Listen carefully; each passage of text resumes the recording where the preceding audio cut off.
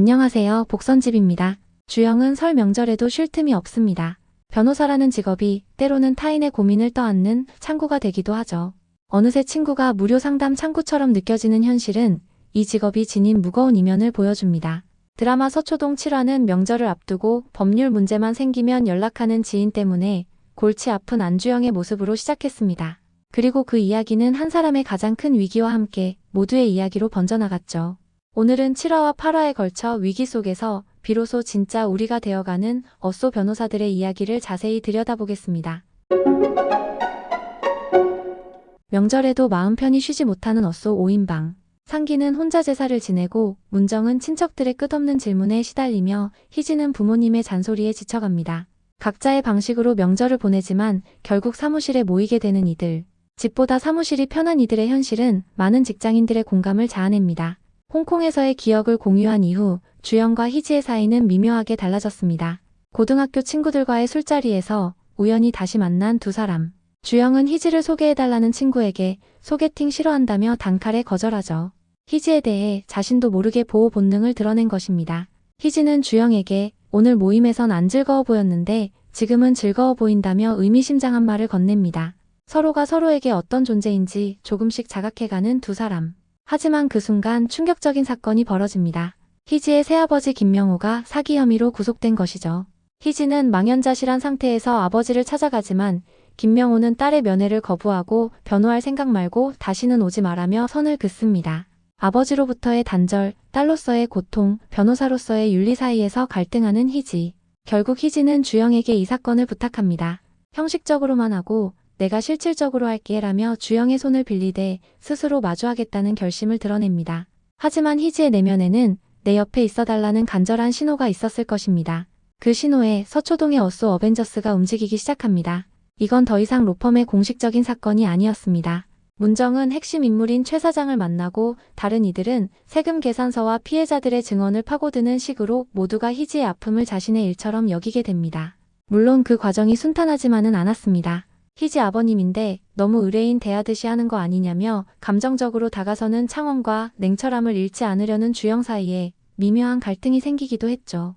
친구의 아픔에 함께 울어주는 게 맞을까요? 아니면 냉정하게 해결책을 찾아주는 게 맞을까요? 우리 모두가 한 번쯤 해봤을 이 고민이 두 사람의 모습을 통해 현실적으로 그려졌습니다.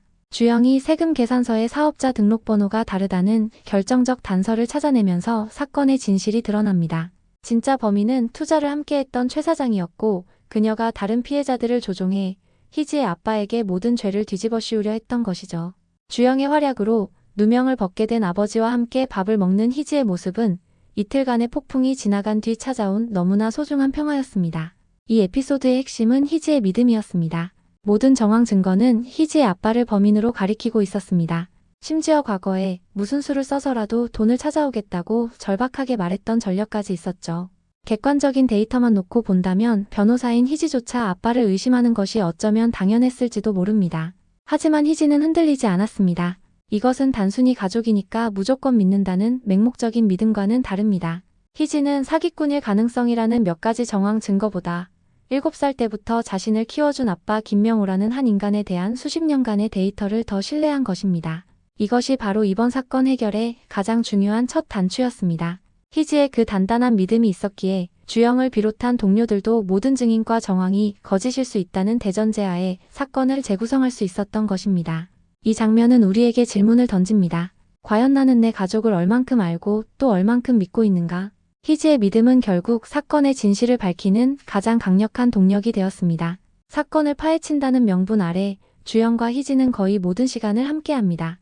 그리고 사건이 해결된 후 언제까지 모른 척해줘야 해라는 동료들의 장난 섞인 추궁 속에 두 사람의 비밀 연애가 시작된 것을 암시하며 8화는 마무리됩니다.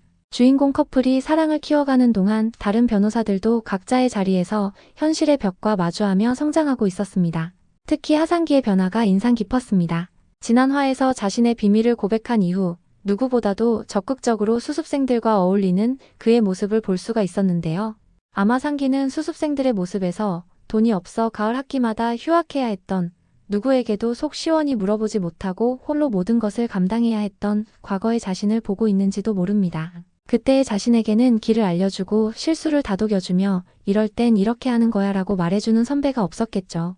그래서 지금 그는 과거의 자신에게 해주고 싶었던 역할, 즉 든든한 길잡이가 되어줌으로써 스스로의 아픈 과거를 위로하고 있는 것입니다. 수습생들에게 하나라도 더 가르쳐주는 행위는 어쩌면 외로웠던 자신의 지난날에 건네는 따뜻한 손길과도 같습니다. 이제 상기는 처음으로 돈이 아닌 지식과 경험, 그리고 선배로서의 역할을 통해 자신의 존재 가치를 인정받는 기쁨을 느끼고 있습니다. 또한 혼자 모든 것을 해결해야 했던 상기의 과거는 극심한 외로움의 시간이었습니다. 하지만 이제 그는 더 이상 혼자가 아닙니다. 자신을 따르는 수습생들이라는 작은 공동체의 중심에 서게 되었죠. 그들과 함께 밥을 먹고 토론하고 때로는 격려하는 그 모든 시간은 과거에 느끼지 못했던 소속감과 유대감을 채워주는 과정입니다. 창원은 보이스피싱에 연루된 의뢰인이 결국 유죄 판결을 받자 깊은 무력감에 빠집니다. 벌금을 내지 못하면 노역을 해야 한다는 말에 안타까운 마음에 1,000만 원을 대신 빌려주려까지 하죠. 진짜 범인은 잡지 못하고 억울한 피해자만 고통받는 현실에 분노하는 그의 모습에서 이제는 진심으로 의뢰인을 위하는 변호사의 마음이 느껴졌습니다. 문정은 공사대금을 받지 못한 의뢰인의 사건을 맡아 밤샘으로 감정서류를 검토합니다. 의뢰인의 무심한 태도에도 불구하고 묵묵히 맡은 일을 해내며 점점 더 단단해지는 그녀의 모습이 인상 깊죠. 그러나 그녀에게도 현실적인 위기가 닥쳤습니다. 임부석 하나 마음 편히 앉지 못하는 현실 속에서 출산 휴가를 묻는 그녀에게 대표는 그럴 땐 거의 퇴사했다고 무심하게 말했습니다. 아이를 지키려는 엄마의 마음과 변호사로서의 커리어를 지키고 싶은 마음이 복잡하게 교차했을 것입니다. 그녀의 다음 선택이 더욱 주목되는 이유입니다. 서초동은 한 사람의 위기가 어떻게 주변 사람들을 단단하게 묶어주는지, 그리고 그 과정 속에서 각자가 어떻게 성장하는지를 따뜻하고 상세하게 그려냈습니다. 구화 예고에서는 학교 폭력 사건을 마주한 어쏘 5인방의 모습이 그려졌는데요. 이제 진짜 한 팀이 된 이들이 또 어떤 이야기를 들려줄지 벌써부터 다음 주가 기다려집니다. 영상이 유익하셨다면 구독과 좋아요, 알림 설정까지 잊지 마시고요. 그럼 다음 리뷰에서 또 만나요. 복선집이었습니다.